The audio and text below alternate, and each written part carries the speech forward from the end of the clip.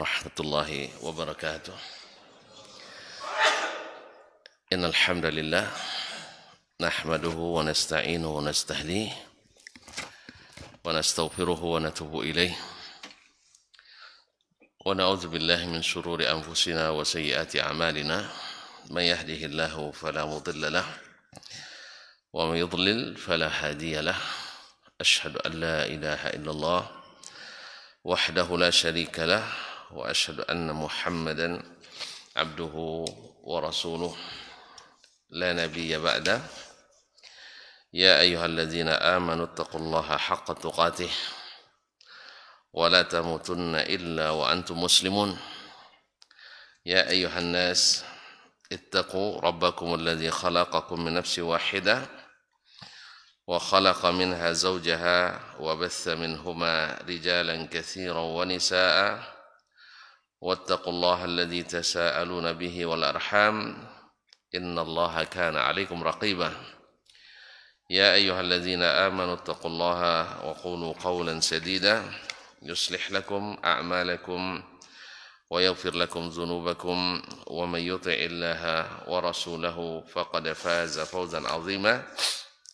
Amma ba'du fa inna asdaqal hadithi kitabullah wa khairal hadi hadi Muhammadin sallallahu alaihi wasallam wa syarrul umuri muhdatsatuha wa kullu muhdatsatin bid'ah wa kullu bid'atin dhalalah. Kaum muslimin, kaum muslimat yang dirahmati Allah Subhanahu wa taala. Alhamdulillah atas segala nikmat yang Allah berikan. Pada subuh ini Allah hadirkan kita di tempat yang disucikan ini, salah satu dari rumah Allah Tabaraka wa Ta'ala yang diizinkan untuk dibangun dan ditinggikan nama Allah di dalamnya. Mudah-mudahan kehadiran kita sebagai tanda syukur atas nikmat yang diberi, sehingga nikmat senantiasa bertambah dan senantiasa Allah beri. Kaum muslimin, kaum muslimat yang dirahmati Allah, salawat dan salam kepada Nabi alaihi salatu wassalam yang telah mengajarkan kepada kita agama ini dengan sempurna dan lengkap, sehingga kita tinggal mengikuti dan melaksanakan, dan sebelumnya tentu saja mempelajari dan mendalami. Semoga Allah buka hati kita menerima ilmu dan Allah kuatkan anggota tubuh kita untuk mengamalkan dan mengikuti. Amin. Mudah-mudahan salawat dan salam kita senantiasa Allah sampaikan kepada Nabi, dan di akhirat nanti kita berhak mendapatkan syafaat daripadanya. Amin ya rabbal alamin.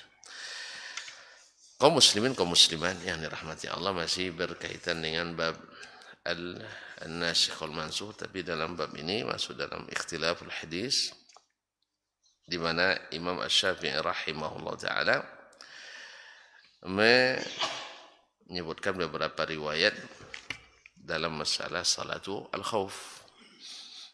Di antaranya ada hadis tentang salat khauf yang diriwayatkan oleh Ibnu Umar radhiyallahu taala anhu pada salat khauf di Zatir Riqa, atau yang diriwayatkan oleh Salih ibn Khawwat ibn Jubair dari Khawwat ibn Jubair dari Nabi alaihi salatu wassalam, yaitu pada peperangan Zatir Riqa, yaitu Nabi alaihi salatu wassalam fasaffa bi ta'ifatin, yaitu berbaris dengan satu kelompok, wa ta'ifatun bi ghairi salatin bi za'il adu, dan sekelompok lagi berbaris menghadapi musuh atau menghadap ke musuh. Fasalla billadzina ma'ahu, beliau lalu menunaikan salat khauf bersama orang yang tadi bersab dengannya satu rakaat. Wa atammu li anfusihim, kemudian mereka menyempurnakan satu rakaat lagi sendiri-sendiri. Thumman sarafu, kemudian mereka pergi, fawaqafu bi izail adu, menggantikan posisi siaga menghadapi musuh. Wa ja'at ta'ifatul ukhra, lalu datang sekelompok yang lain yang tadi belum salat, fasalla bihimur rak'ata allati baqiyat alaih. Lalu beliau salat 1 rakaat lagi bersama kelompok yang kedua. Jadi kelompok pertama, rakaat pertama bersama Nabi, dan kelompok kedua, rakaat kedua bersama Nabi sallallahu alaihi wasallam. Dan Nabi tidak keluar dari salatnya, menunggu mereka menyelesaikan sampai masuk kelompok kedua dan seterusnya. Thumma thabata jalisan, kemudian Nabi duduk sambil menunggu. Wa atammu li anfusihim, dan menyempurnakan masing-masing salatnya naik lagi karena baru 1 rakaat. Thumma sallama bihim, Nabi duduk menunggu kemudian salam bersama mereka. Nah, ini yang diriwayatkan oleh Khawwat ibn Jubair. Dan ini yang diutamakan oleh Imam Asy-Syafi'i rahimahullahu ta'ala. Lalu ditanya oleh penanya, kenapa ini yang dipilih oleh Imam Asy-Syafi'i? Ini terakhir kaji kita semalam ya. Nah, apa kata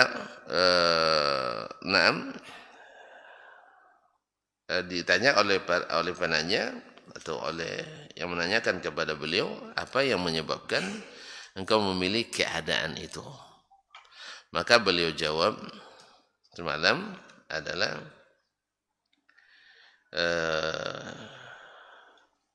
fa kaifa sirta ila al-akhdhi bi salati an-nabi yawma dhatir riqa? Kenapa engkau lebih mengutamakan salat Nabi, yaitu dalam keadaan takut, yawma dhatir riqa duna ghairiha, yaitu pada peperangan Zatir Riqa dan tidak yang lain?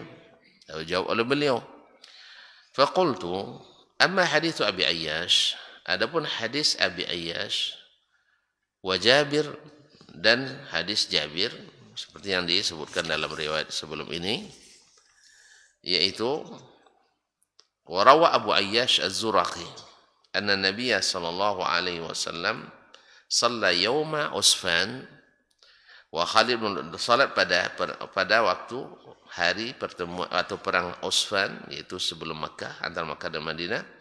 Wa Khalid bin Walid bainahu wa bainal qiblah, Khalid bin Walid dan para pasukannya waktu itu belum masuk Islam di arah kiblat, fasaffa bin nasi ma'ahuma, lalu Nabi SAW bersaf-saf bersama jemaah semuanya. Thumma raka'a, beliau ruku', wa raka'u jami'an, sama-sama ruku' semuanya. Kalau tadi kan berbagi kan, sekarang semuanya sama-sama salat. Thumma sajada fasajadat mahu ta'ifah, kemudian beliau sujud, dan sujud pula bersamanya kelompok sebagian. Wa harasathu ta'ifah, sebagian tetap dalam posisi berdiri. Nah, falamma qama min as-sujud sajada allazina harasu, padahal selesai dia sujud, orang yang tadi berdiri menjaga sujud. Tsumma qamu fi salatihi, kemudian mereka berdiri lagi sama-sama salat. Berbeda dengan yang tadi. Kalau yang tadi gimana? Lupa lagi. Sekelompok pertama salat rakaat pertama, kemudian dia sempurnakan. Kelompok kedua salat dengan Nabi rakaat kedua, kemudian mereka tambah 1 rakaat dan Nabi menunggu, kemudian baru sama salam bersama Nabi alaihi salatu wassalam. Baik. Itu riwayat yang pertama. Riwayat siapa tadi? Salih bin Khawwat ibn Jubair, dari Khawwat ibn Jubair radhiyallahu anhu. Nah, sedangkan ini riwayat siapa? Abu Ayyash Az-Zuraqi, dan waqala Jabirun qariban min hadzal hadis, min hadzal makna.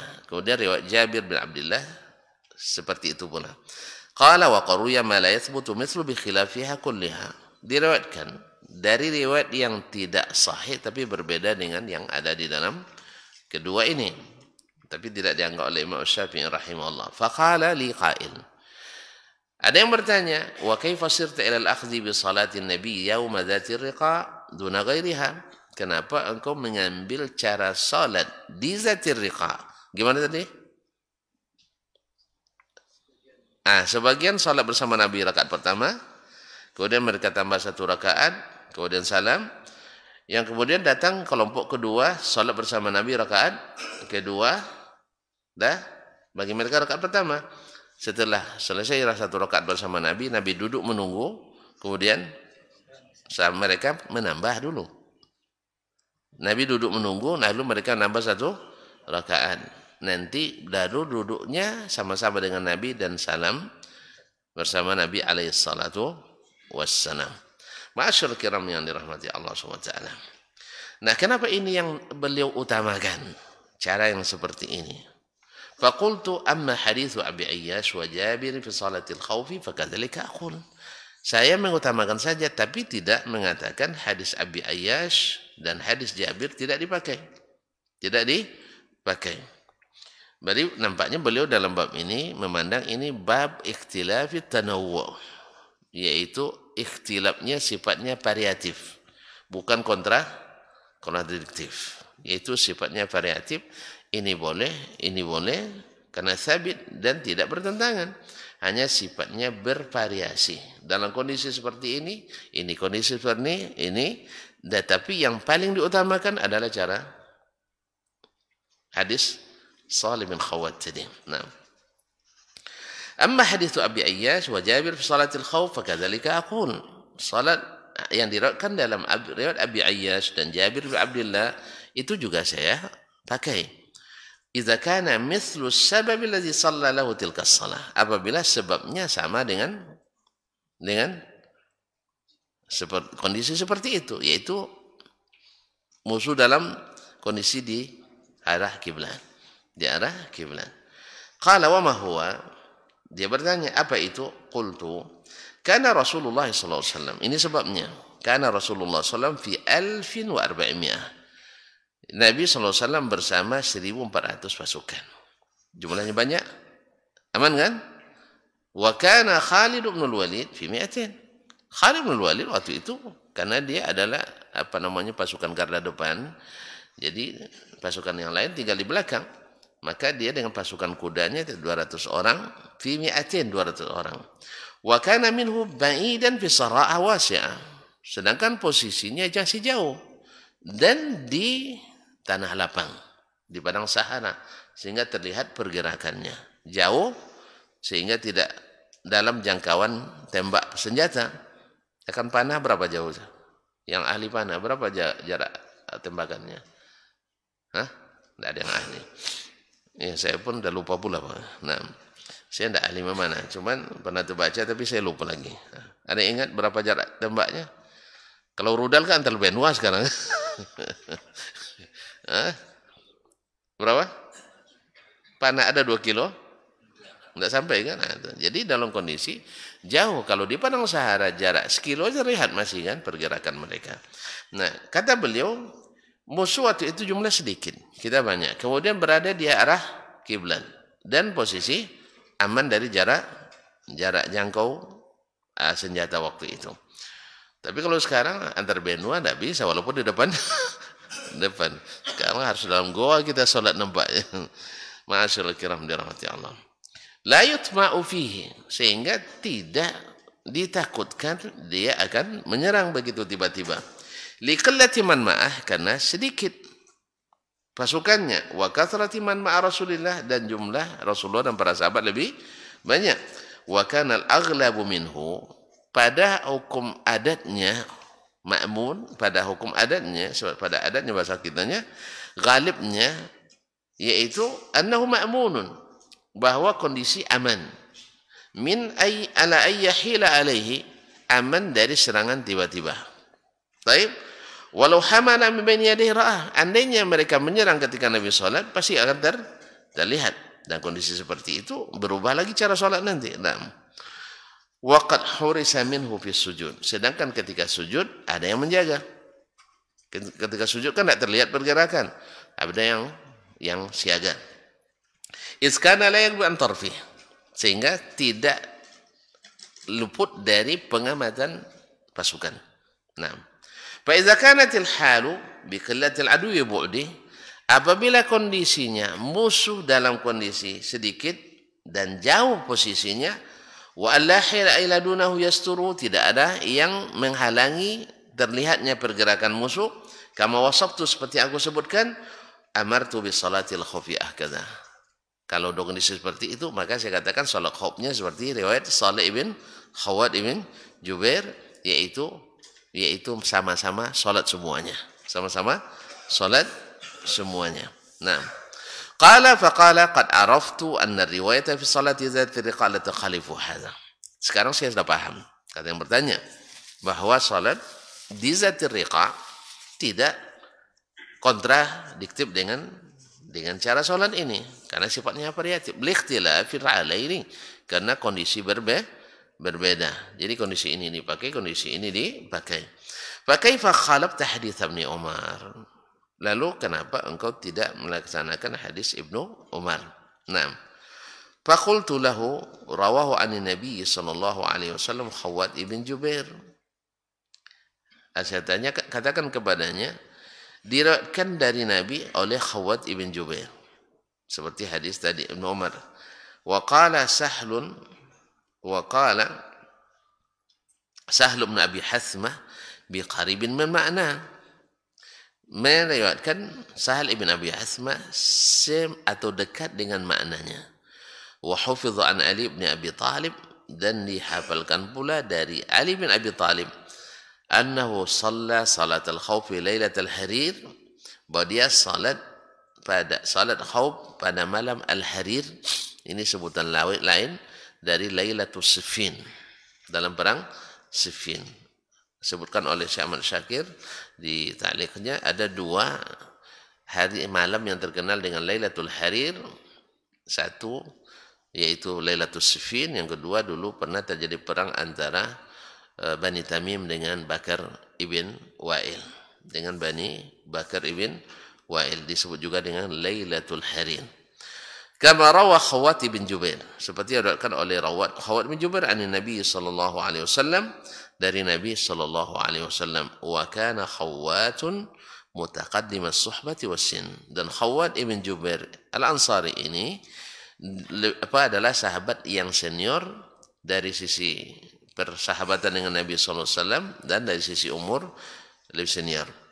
Faqala fahal min hujjah, yang bertanya mengatakan, ada tidak alasan lain, akthar min taqaddumi suhbatihi, yaitu lebih dari sekedar dia sahabat senior. Faqultu na'am, saya jawab, benar. Apa yang membuat saya mendahulukan hadis Khawwat ibn Jubair tadi, yaitu salatnya bergantian satu rakaat. Faqultu na'am, iya. Ini sampai di sini kemarin, benar. Ma wasaftu fihi minasyabahi bimakna kitabillah, apa yang aku sebutkan mirip dengan makna yang terdapat dalam kitab Al-Quranul Karim tentang sifat salat khauf. Yang dalam Al-Quran disebutkan sifat salat khauf mirip dengan yang disebutkan dalam hadis Khawwat ibn Jubair, yaitu dalam perang Zatir Riqa, Qala fa aina yuwafiqu kitab Allah? Di mana letaknya dia sama dengan yang terdapat dalam kitab Allah? Qultu qala Allah. Saya katakan Allah berfirman, wa idza kunta fihim, apabila engkau bersama mereka. Ini Nabi ya Muhammad sallallahu alaihi wasallam, apabila engkau bersama mereka, para sahabat. Tentu saja maknanya dalam perang atau dalam keadaan khauf. Fa aqamta lahumus shalah, lalu engkau mendirikan salat bersama mereka. Faltaqum ta'ifatum minhum ma'aka, hendaklah sekelompok dari mereka mendirikan salat bersamamu. Mirip kan dengan hadis tadi? Wal ya'khuzu aslihatahum, dan hendaklah mereka tetap menyandang senjata mereka. Artinya senjatanya masih tetap mereka dalam kondisi siaga. Yang panah di belakang, yang pedang di pinggang, yang tombak di kepala. Di mana? Tombak di tangan. Iya kan? Nah, pokoknya siaga. Seulang kembali, panah di belakang kan? Anak panah kan di belakang. Kemudian kalau Pedang di pinggang, keris di perut. Keris terbagi dua ini. Ada keris orang Jawa itu di belakang. Ada keris orang Melayu depan. Nah, itu pilih yang mana? Ya, kalau saya orang Jawa pilih yang belakang lah. Nah, tersembunyi, tidak nampak oleh lawan. Nah, kalau orang Melayu terlalu jujur. Allah musta'an. Kaum muslimin dan muslimat, masing-masing ada alasan filosofisnya itu, carilah sendiri ya.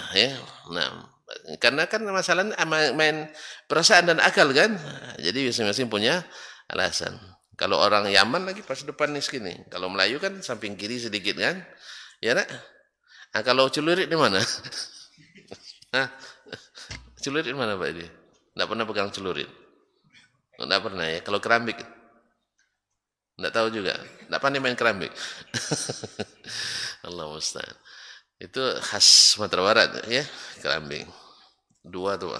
Nah, pandai. Namanya tidak tahu, apalagi mainnya kan. Kaum muslimin muslimat. Saya dihadiahkan orang. Punya dua Pak. Alhamdulillah. Ada yang mau mengajarkan saya makanya? Kaum muslimin muslimat dirahmati Allah. Faltaqum ta'ifatun minhum ma'ak.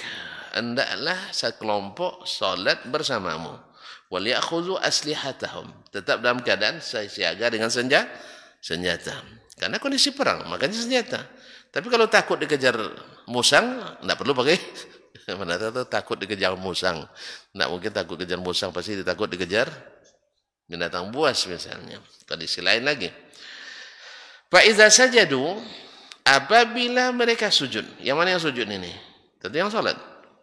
Tentu yang salat. Falyakunu mi waraikum. Hendaklah yang berjaga berada di belakang kalian, menjaga. Wal ta'ti afwan, setelah mereka sujud maksudnya selesai salat maksudnya. Maksudnya selesai mereka salat. Karena sujud bagian termasuk rukun yang paling disebut dalam salat. Sehingga sedekat-dekat hamba kepada Rabbnya adalah di saat sujud. Fa idza sajadu, selesai mereka salat, falyakunu mi waraikum. Mereka ambil posisi di belakang untuk berjaga. Wal ta'ti ta'ifatun ukhra lam yusallu, falyusallu ma'aka. Setelah itu datang rombongan kedua yang tadi belum salat. Hendaklah mereka salat bersamamu. Kan mirip dengan hadis tadi ya, Khawat ibn Jubair. Wal ya'khudhu hizrahum wa aslihatahum. Hendaklah mereka juga tetap hati-hati dan siaga bawa senjata. Tetap hati-hati dan menjaga bawa senjata. Wadda alladzina kafaru law taghfuluna an aslihatikum. Orang-orang kafir tentu berkeinginan kalian meletakkan senjata dan lalai dari barang-barang kalian. Fayamiluna alaikum mailatan wahida. Sehingga mereka menyerang tiba-tiba. Ya kalau kita tidak bersenjata serang orang, kan yang namanya perang khid'ah. Tidak mungkin orang, kami nak nyerang, tidak mungkin ya kan. Jadi dia menunggu-nunggu posisi kita lalai. Makanya senjata harus tetap ada. Kan ingat kasus perang Uhud kan? Perang Uhud, sahabat sudah menang. Orang Mekah sudah lari. Mereka letakkan senjata masing-masing. Ya seperti biasa. Kan dihalalkan bahwa setelah musuh kalah, barang-barang rampasan dikumpulkan. Tapi tidak boleh disimpan. Ya, walaupun hanya seutas tali. Tidak boleh diambil sebelum dibagi. Nanti yang bagi adalah Nabi SAW. Ini khas bagi umat ini. Kalau di umat sebelumnya, rampasan perang, semuanya dikumpulkan. Lalu nanti turun api dari langit. Ini kerjaan Allah, bukan kita. Kalau andainya ada yang menyimpan, mencuri, tak akan dibakar. Maka bila ada yang mencuri, sampai dikeluarkan. Itu pula mukjizat Nabi-Nabi sebelumnya. Tapi di umat ini, salah satu dari 5 yang Allah berikan keistimewaan kepada Nabi kita alaihissalam adalah hampasan perang dihalalkan. Gimana? Setuju dihalalkan atau setuju dibakar? Apa? Setuju dihalalkan atau setuju dibakar? Dihalalkan. Masya Allah. Maka inilah Allah melakukan apa yang dia inginkan, bukan melakukan apa yang kita inginkan. Oleh sebab itu, ikutilah apa yang Allah inginkan, bukan apa yang kita inginkan. Nah, kaum muslimin dan muslimat dirahmati Allah. Nah, ketika mereka lalai, tiba-tiba datang serangan yang membuat pasukan kaum muslimin waktu itu kocar-kacir. Sebab senjata entah di mana lagi. Makanya harus dalam posisi awal. Padahal Nabi sudah ingatkan dari awal. Sudah ingatkan para pemanah, jangan tinggalkan posisi. Ya, sekalipun menang atau kalah.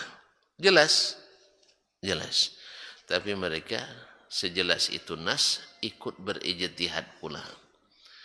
Berijtihad. Ya, di barang yang jelas. Barang hukum dah jelas tapi tetap dimusyawarahkan cari hukum lain. Itu yang masalahnya kita. Barang dah jelas, ni petunjuk Nabi jelas. Lalu mereka menafsirkan sendiri dan secara logis. Ini memang sebuah itu selalu logis. Sebuah itu selalu pertimbangannya logis. Ada alasan filosofis? Ada. Bahkan ada bukti empiris? Ada. Tetapi apakah dengan bukti-bukti itu otomatis yang tidak disyariatkan menjadi syariatkan? Tidak. Ini yang sering membuat kita terbelokkan dari jalan yang lurus. Dan memang ahli syubhat itu rata-rata cerdas. Ahli syubhat itu biasanya rata-rata cerdas. Kalau tidak cerdas, tidak bisa jadi ahli. Tidak bisa jadi ahli syubhat. Karena dalil yang mengharamkan bisa menjadi dalil yang menghalalkan. Coba bayangkan. Nabi menyebut hadis, man ahdatha fi amrina hadza ma laysa minhu fahuwa raddun. Siapa yang mengada-ngada sesuatu dalam agama ini yang tidak kami perintahkan, amalannya ditolak. Coba bayangkan, ada syekh besar, ya, saya katakan banyak pengikutnya di dunia ini, ya, tapi saya sufi memang. Dengan hadis ini justru menjadi penetrasi bagi halalnya bid'ah. Dari hadis larangan tentang bid'ah menjadi hadis untuk bolehnya berbuat bid'ah. Cerdas enggak? Cerdas enggak? Enggak tahu enggak cerdas untuk. Orang yang berbuat salah lalu kita laporkan, kita yang jadi tersangka. Cerdas enggak? Yang hak menjadi batil, yang batil jadi hak. Berapa banyak sekarang korban tiba-tiba jadi tersangka? Apa sebab? Karena ada kecerdasan orang untuk memutar balik dalil dan fakta. Itu bukan orang bodoh, orang cerdas. Jelas? Makanya jangan terpengaruh oleh kecerdasan. Sebab apa? Kecerdasan yang tidak mengikuti ilmu menyesatkan. Tapi kalau orang cerdas mengikuti ilmu, dan ini yang diajarkan oleh Nabi dan para sahabat. Tidak ada Nabi, tidak ada yang lebih cerdas dari beliau. Tapi kata Allah SWT, istaqim kama umirta. Muhammad sallallahu alaihi wasallam, istaqim, istiqamah, tapi seperti apa? Kama umirta, seperti yang diperintahkan kepadamu. Bukan seperti kama aradta, seperti yang kamu inginkan. Kemudian Nabi SAW disuruh untuk taat kepada Allah Subhanahu wa ta'ala. Kemudian wala ittabi' ma uhiya ilaik. Ikut yang diwahyukan kepadamu. Wala tattabi' ahwa alladzina kafaru. Jangan ikuti hawa dan keinginan orang-orang kafir. Sebab hawa dan pikiran itu menyesatkan, wahyu meluruskan. Oleh itu kaum muslimin dan muslimat, ketika para sahabat berpikir, mereka bukan tidak cerdas, berpikir bahwa makna perkataan Nabi jangan tinggalkan posisi kalau kondisi belum jelas. Boleh tidak berijtihad? Ya sah-sah saja mereka ijtihad, kan tidak aman. Untuk apa lagi di sini? Nah, cuman mereka kena di perintah pimpinan. Pimpinannya Abdullah bin Jubair waktu itu bilang, jangan. Kewajiban kita menjaga posisi ini. Ini perintah Nabi sallallahu alaihi wasallam. Menurut tuan-tuan, Yang banyak yang melanggar atau yang istiqamah? Hah? Maka jangan tertipu oleh as-sawadul a'zam. Akan dengan as-sawadul a'zam. Di samping hadisnya juga tidak sahih. Yang kedua, tafsirannya juga bukan dengan tafsiran sekarang. Sekarang asal mayoritas mesti dominan, mesti benar, enggak. Sebab kalau dijadikan mayoritas sebagai ukuran kebenaran, sejak kapan pula pengikut kebenaran itu yang mayoritas? Selalu minoritas. Khususnya di zaman ilmu tidak punya supremasi yang tinggi. Sekarang mana yang lebih tinggi? Pak, hasil olahan otak atau hasil olahan otot yang paling dihargai orang sekarang? Enggak tahu. Mana yang lebih banyak honornya ustaz, ulama daripada honornya pesepak bola? Nah, baru tahu. Kan jelas kan? Jelas? Belum jelas ya? Coba tengok guru-guru MDA. Kan ustaz tuh. Kan ustaz. Berapa honornya? 600.000 satu semester.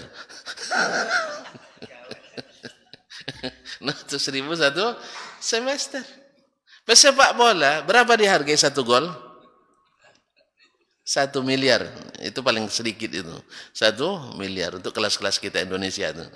Ya, tapi kalau kelas luar negeri mungkin payang itunya kan. Ada gajinya sepekan seserap berapa? 3 triliun ya? 1 sepekan. Siapa itu? Ronaldo, Masya Allah. Siapa yang gaji? Jadi kaum muslimin dan muslimat, Ustaz dikasih 500 sekali gol, itu ribut itu. Kok banyak sekali itu. Jadi kalau kaum muslimin dan muslimat, jadi mana yang lebih dihargai? Otak apa otot? Ah, itulah makanya kuat-kuatkan badan. Kuat-kuatkan badan. Nah, jadi kaum muslimin dan muslimat. Jadi mereka analisa. Benar secara analisa benar. Cuman kena diperintah. Jelas? Nah, kita sering di situ suka menganalisa sendiri perintah. Sekarang saya nak tanya. Kita ketika di jalan raya pintar-pintar enggak? Cerdas-cerdas enggak? Cerdas-cerdas. Ustaz, kalau kita nunggu antrian lambat tuh orang maju semuanya. Saya sering sama Ahmad, Ustaz, orang lewat kanan. Saya bilang, enggak. Memang mereka lebih cepat, tapi mereka melanggar. Biarlah kita menunggu.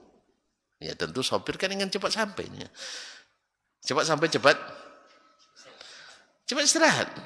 Cepat dapat. Tentu, makanya yang travel dan umumnya melanggar apa enggak? Ini mohon maaf ya kepada sopir-sopir travel, mohon maaf sudah kasih beribu maaf. Kenapa mereka lebih cepat?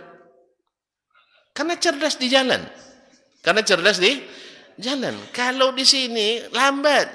Kalau ambil jalur kanan, cepat. Akhirnya apa yang terjadi? Macet. Kalau sudah macet, siapa yang disalahkan? Siapa yang disalahkan? Bukan polisi.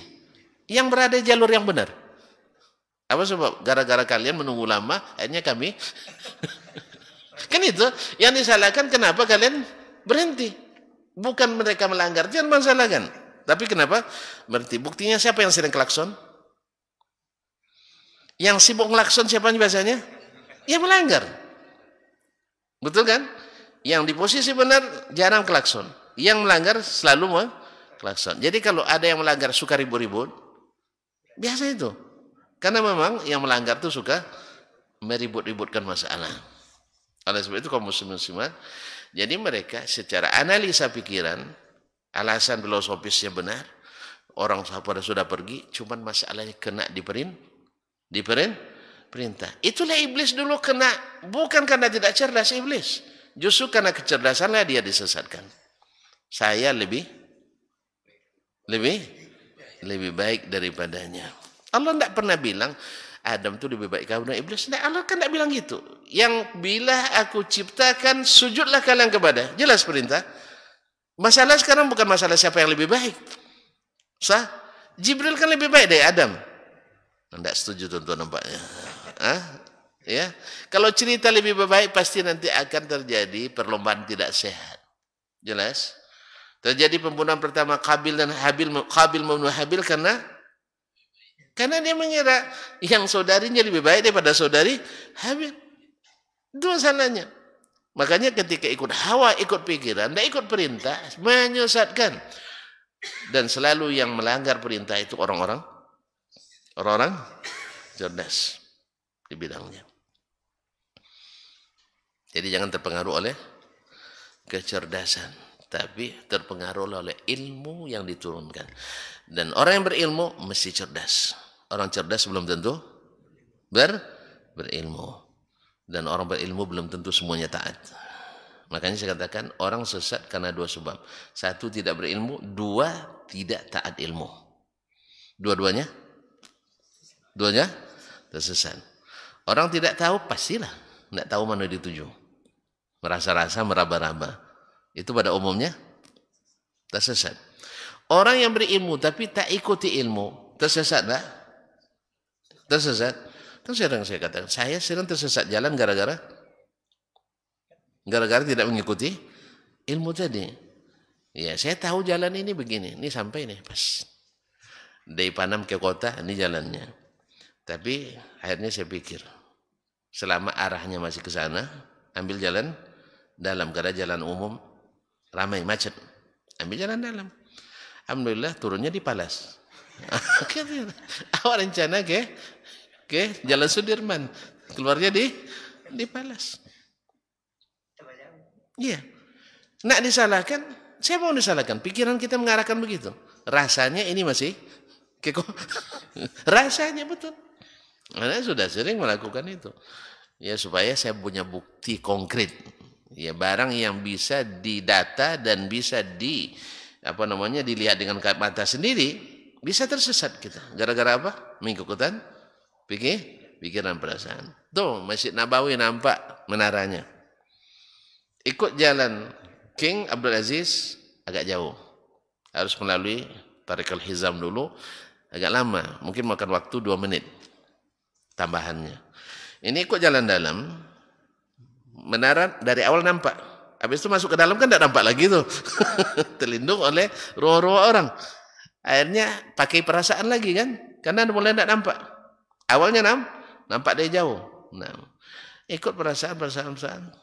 Akhirnya, jangankan sholat. Di Masjid Nabawi, justru sholat Isya aja terlambat jadinya. Karena termasuk ke kebun kurma orang. Di mana keluarnya? Keluar di Masjid Quba. Akhirnya jadi jemaah terlambat. Akibat nak cepat. Padahal tadi hanya 2 menit yang mau kita kejar. Alasannya apa? Tuh nampak menara. Kawan-kawan pun dah setuju pula. Dari 8 orang 1 yang enggak setuju. 6 setuju. Akhirnya ikut mayo. Ikut As-Sawadul A'zam. Karena subhat As-Sawadul A'zam itu besar. Tidak mungkin yang banyak salah.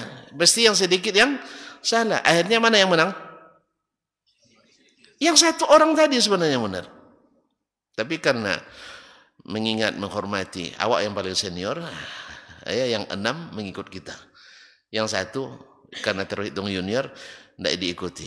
Akhirnya sesat jalan. Ngejar Isya di Masjid Nabawi supaya lebih cepat. Kan 1000 kali solat, akhirnya solat Isya di masjid lain pun tak terkejar. Kenapa? Karena mengejar 2 menit atau 3 menit tadi. Jelas. Cerdas tak saya waktu itu? Saya cerdas saja. Tengok nilai saya. masih cerdas. Karena masih berpikir. Ini lebih, analisanya kan lebih dekat. Ini jalan nih Pak. Ini letter L. Ya, baru begini. Nah, kemudian Manjung di sini. Mana yang lebih dekat? Hah? Setuju tuh? Berarti cerdas saya. Cerdas enggak?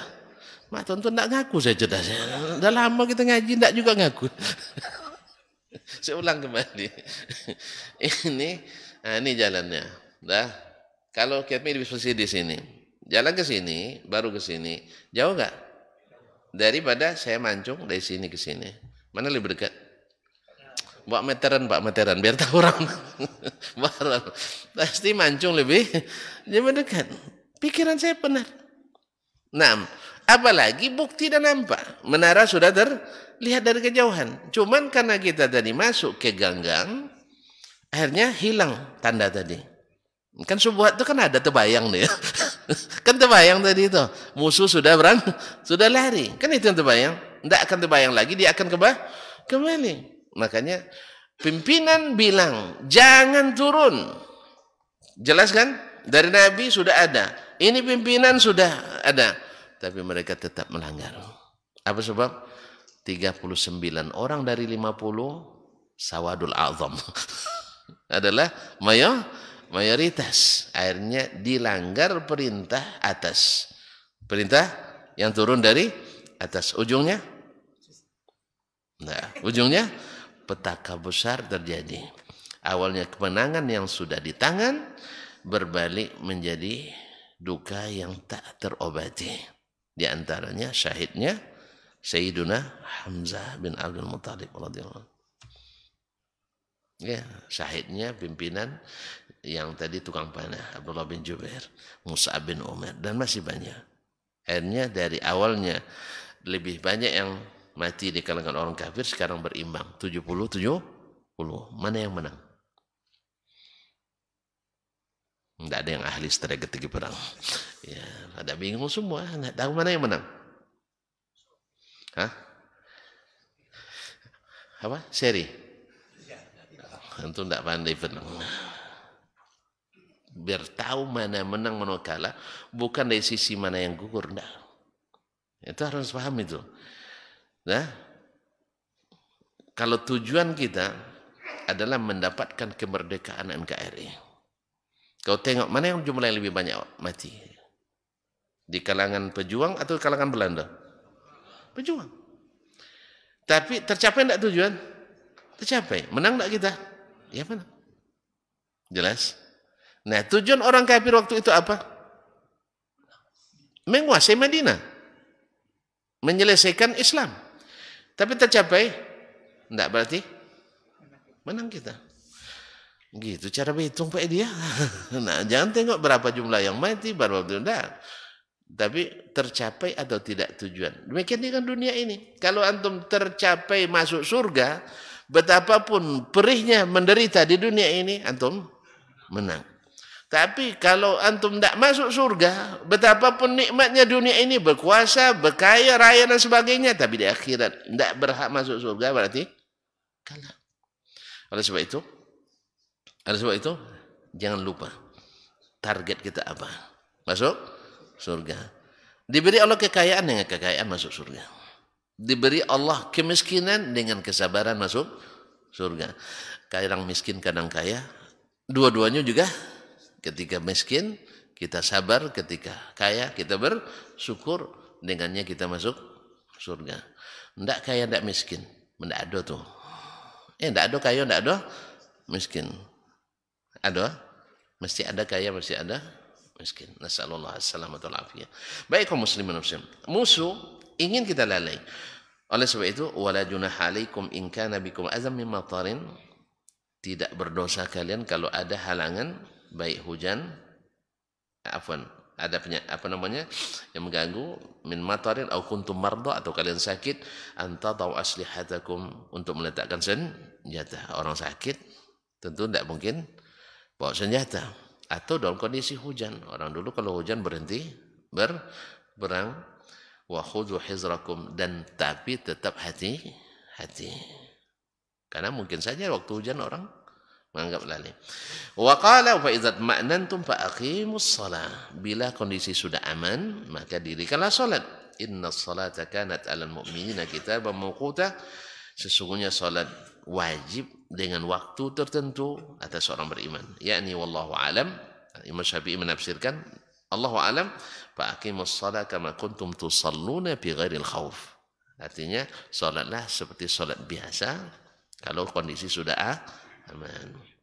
Falamma farraqa Allahu baina as-salati bil khaufi wal amni, tatkala Allah bedakan antara salat di kondisi takut dan salat di kondisi aman. Hiyatatan li ahli ini untuk menjaga ahli agamanya, ayyana minhum aduhu ghirratan, diserang oleh musuh tiba-tiba. Fata'aqabna hadits Awad ibn Jubair. Dengan demikian kami mengikuti hadis Awad bin Jubair. Wal hadits alladhi yukhalifu, dan hadis yang juga berbeda dengannya.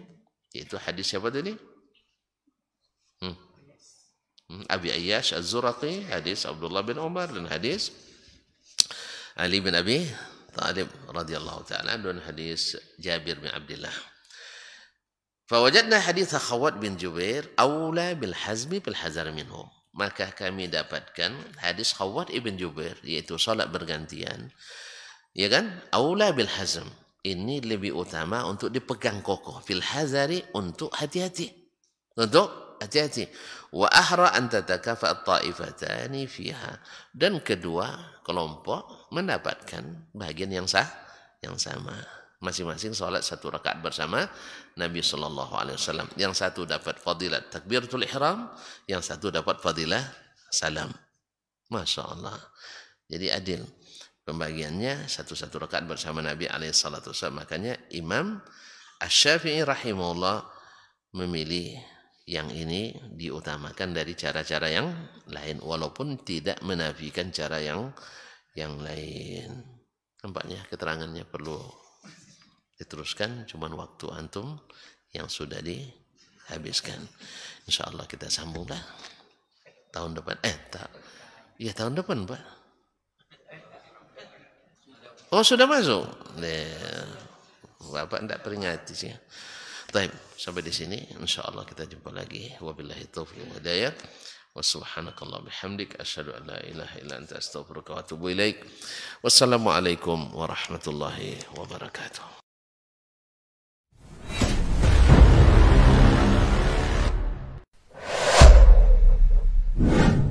Kalaulah baginda Nabi alaihi salatu wassalam yang diajar langsung oleh Allah, yang berikan dia ilmu langsung dengan wahyu, tetap tidak bisa diterima oleh semua orang. Innallaha la yarfa'ul ilma intiza'an yantazi'uhu min qulubil ibad, walakin yarfa'ul ilma biqabdil ulama. Bahkan sebagian besar orang pada waktu itu menolak Nabi alaihi salatu wassalam. Tetapi Nabi sallallahu alaihi wasallam mengajarkan kita untuk tidak patah arang dan tidak pernah berhenti berdakwah. Allah tidak mengangkat ilmu dengan mencabutnya dari hati-hati manusia, tidak. Tetapi dengan mewafatkan para ulama. Mana yang lebih afdal, ahli ibadah atau ahlul ilmi? Dari semua sisi ahlul ilmi lebih afdal daripada ahli ibadah. Sampai tidak tinggal satu orang pun ulama. Ittakhadhan nasu ru'usan juhalan. Ketika tidak seorang alim pun yang tinggal, akhirnya orang-orang mengambil para pemuka-pemuka yang jahil.